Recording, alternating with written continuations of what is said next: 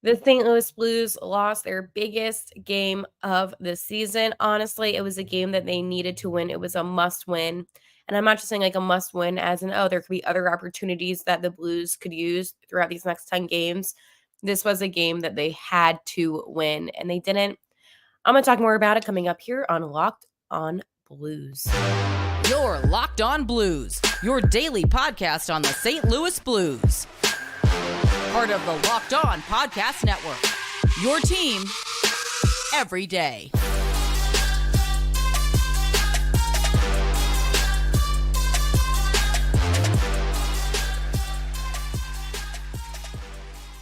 And welcome back to Locked on Blues. I am your host of Locked on Blues, Haley Taylor Simon, talking to you all things about our St. Louis Blues here on the Locked On Podcast Network, your team every day. So the St. Louis Blues fell to those Vegas Golden Knights, and I'm going to talk a lot about the game. I have no hope at all that the Blues are going to make the playoffs, even though there is a slight chance. And then lost the biggest game of the season. How do we recover and go on from here? So there is probably no easy way for me to say this. One of the most frustrating episodes I think I've had to do in quite a while, to be honest. So that's fun.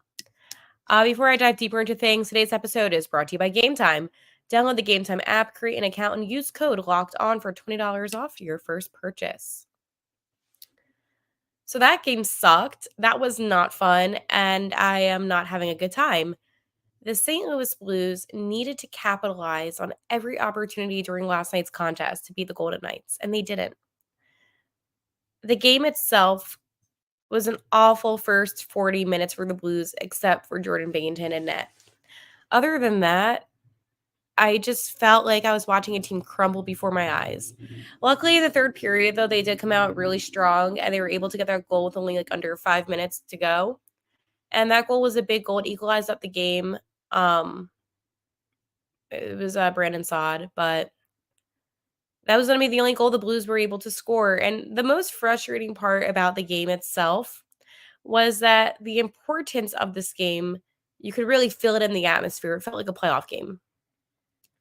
There were so many opportunities that the Blues had. Logan Thompson was in net last night for the Golden Knights as Aiden Hill is out injured. And, I'm not saying when a backup's in, it's an easier night to play the game, but it definitely helps. And I feel like the Blues did not capitalize whatsoever on the fact that they had an advantage with Logan Thompson in net. But he played a really good game, and both goalies did. Binnington did, Thompson did. And the problem with the Blues, and I kept on saying this throughout the game, Jordan Kyrou with the constant turnovers. He loses possession of the puck so easily, which is infuriating. I know Schenner showed some emotion last night. Obviously, Sundqvist was injured due to McNabb. The Golden Knights are a dirty team. No doubt about that. Probably one of the more frustrating teams in the NHL to watch because of all their cheap shots. But at the end of the day, I could make an excuse and say, oh, well, the Blues lost because of bad officiating, because of, all these cheap shots, whatever. But it comes down to the fact that the Blues just couldn't put the pucks behind the net. The crossbar, oh my goodness. There was a crossbar with Shen. There was a crossbar with Buchnevich. Like, there were so many crossbar, where the puck was so close to going in, and then the crossbar just had to be in the way. Well, it doesn't move, so I guess the puck just went to the crossbar. But you get the point in my frustration that there was just a lot that went wrong and not a lot that went right. Yeah.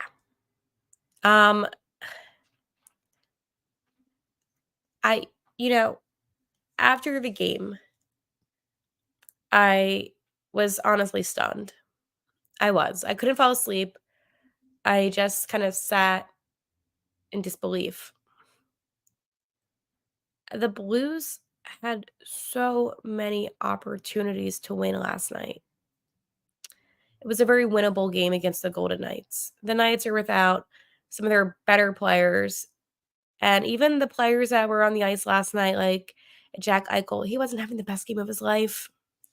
And it just really opened my eyes up to the reality of the St. Louis Blues team. This team just doesn't have what it takes to make it to the playoffs. They needed desperately those 2 points last night. It's unacceptable. Honestly, it is unacceptable because you have a contest against a team that you could have won. You could have won, and they just couldn't get the job done. So, there was a lot that went on the ice last night.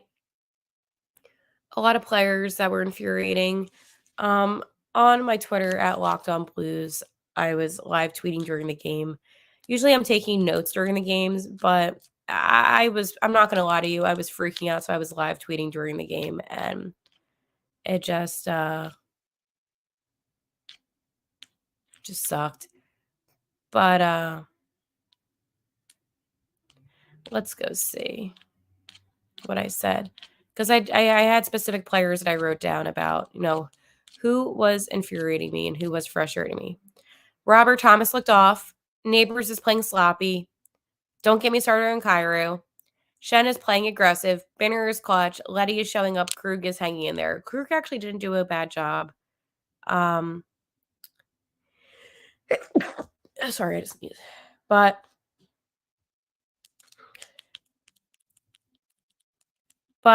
yeah, at the end of the day, it's one of those things where the whole team just did not show up, and Robert Thomas did look off last night. He didn't really generate much, so I'm not surprised about the result that we saw on the ice. I'm more surprised about the fact that the game just ended the way it did. And I feel like Marchessault's OT goal just was such an easy goal to prevent, but he was wide open. And, Pavel Buchnevich, he had that penalty shot in the overtime about like 30 seconds in, and he missed it. But, oh my goodness, like that was an opportunity. How often do you get a penalty shot in overtime? And it seemed like right after that penalty shot, the team just was maybe they were in disbelief too, but they just couldn't get back and defend the Knights, and inevitably they won. So it just stings. Personally, it stings. And it just is a reality check that no matter how much hope the Blues will give me this season, at least, I will always be let down. And, I love this team. This is my team, and I clearly am a fan enough to where today I just was in such disbelief that I just couldn't even deal with it. I walked into my job today, not this job, but my other job, and my coworker is like, "How about those Golden Knights scoring last night?" And I'm like, "Not today." Um, because that game was very winnable for the Blues. And I just think that this team just gave up. Maybe not. Maybe they're gonna do something. I don't know. And that's the thing. I had to wait to make this episode a little bit later today. It's 4:30 because I couldn't get the words out to describe how gut-wrenching this is, not just for me, but for this whole fan base. So it just overall just really, really sucked. And yeah. I'm gonna talk more about the playoffs and if there's any hope. But I want to say about Sleeper. It's almost the halfway point of the season. Oh no, it is past the halfway point of the season, Blues fans. And regardless of where we're at in the current standings, I want to remind you that you can win big by playing daily fantasy hockey on Sleeper, the official daily fantasy app of the Locked On NHL Network. Sleeper is our number one choice for daily fantasy sports and especially daily fantasy hockey. Because of Sleeper, you can win 100 times your cash in daily fantasy hockey contests. And this is where players like a Brandon Saad and a Jordan Binghamton will record more or less in their Sleeper projections for things like goals, assists, saves, plus, minus, and more in a given game. To win 100 times bet on Sleeper, you need to correctly predict the outcome of 8 player stats. You heard me, Blues fans. You can win 100 times your money playing daily fantasy hockey with Sleeper. So start paying attention and nailing your picks so you can start winning big. Use promo code LOCKEDONNHL and you'll get up to $100 match on your first deposit. Terms and conditions apply. That's code Locked On NHL. See Sleepers terms of use for details and locational availability. This is why I have no hope. 4.3%. It's a low percentage. And that is exactly what the percentage is if the St. Louis Blues were to make the playoffs as of today. 4.3%. Jeez, it is unbelievable. This team is going to miss the playoffs for a second season in a row. Unbelievable. It's really infuriating. Some scenarios that could happen for the Blues to make the playoffs is for St. Louis to go 8-2 and pray Vegas goes 5-6.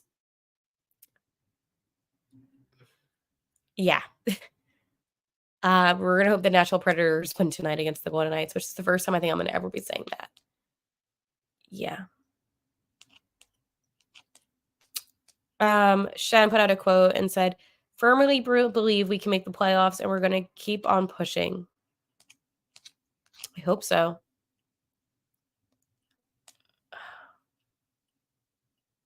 Vegas can eliminate the Blues with an 8-3 finish, even if the Blues were to win out.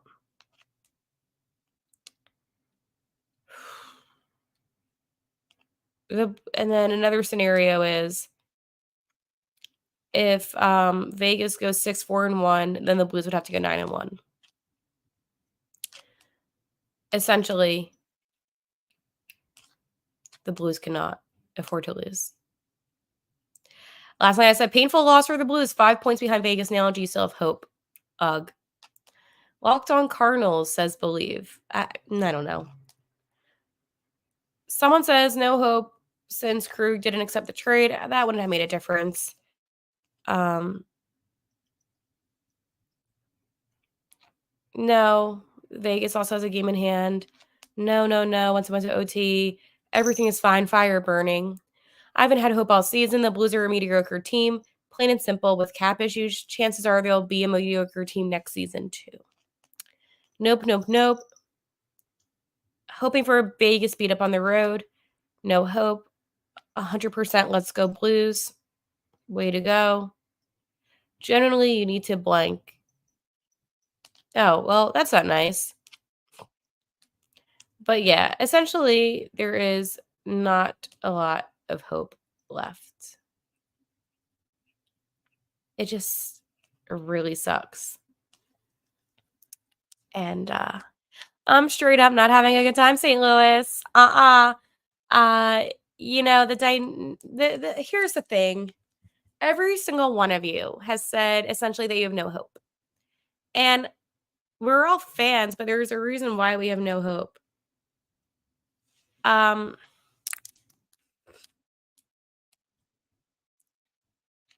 I just think that